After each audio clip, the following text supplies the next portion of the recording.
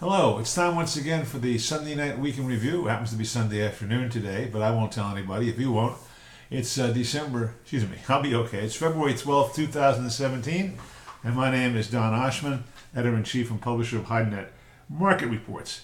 From Europe this week, Andrea Guolo reports from Italy that after the surge in values last week where prices went up considerably, markets are more or less stabilized except for EU cows, which are still very, very firm.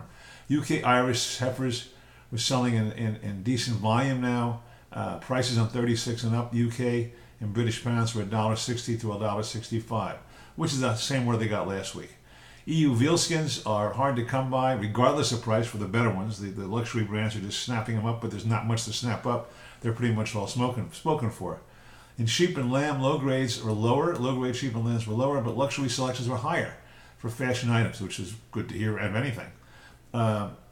Andrea covered the Premier Vision show in Paris this week that we're just finishing, and reported on it, and that can be read in our This Week in Europe report, a European market report, all available at HideNet.com, free sample, and also a very modestly priced subscription. In Latin America this week, Ronald Guel reports from Novo Hamburgo, Brazil, that Brazilian tanners are still fighting for supply from the packers. And the packers are loving it because they got the tanners clamoring after them. But that's pushed the price of green prices too high based on selling prices, and tanners are having an awful time down there. Brazilian TR1 were offered at $1.35, which there weren't very many sales, if any sales at that level. But there was some business between $1.25 and $1.30 on TR1 CFR, maybe $1.30. But even if it's $1.35, tanners claim they can't make any money. And as one person pointed out, finished leather from Brazil, of which they know how to make finished leather, has adequate supplies, is totally compatible in Europe, especially, but also in Asia because of the value of the dollar, which is down about 5% in recent weeks. Makes it very, very difficult. Where were they? Oh, Brazilians were at the Indian Leather Fair last week. I think it was in Mumbai, I'm not sure.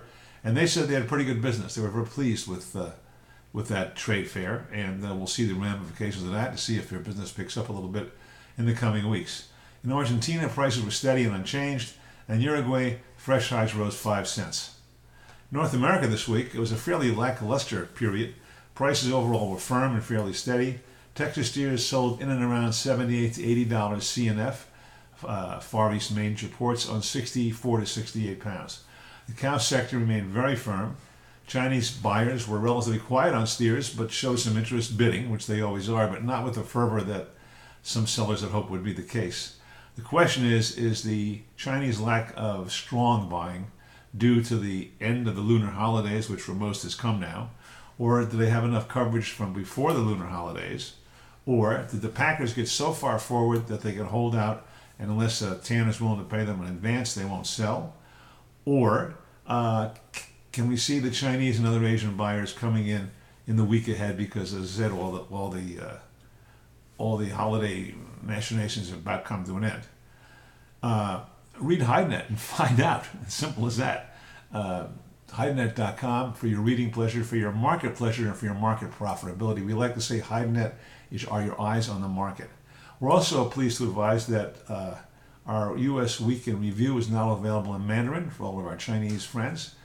Just send an email to info@HideNet.com, and we'll get pleased to send you out a sample of our Mandarin version of the U.S. Weekend Review. And finally, on the first day of the APLF fair in Hong Kong, we will put on one of our now become famous forums. This forum will have experts from 4 different origins, each discussing how they see the market so far this year and what they see coming for the rest of the year, and the audience will have a chance to answer questions and discuss that at the APLF. There'll be more information on that coming out soon, and you'll probably get an email on it. Anyway, thanks for watching this week, and we'll see you next week. Bye.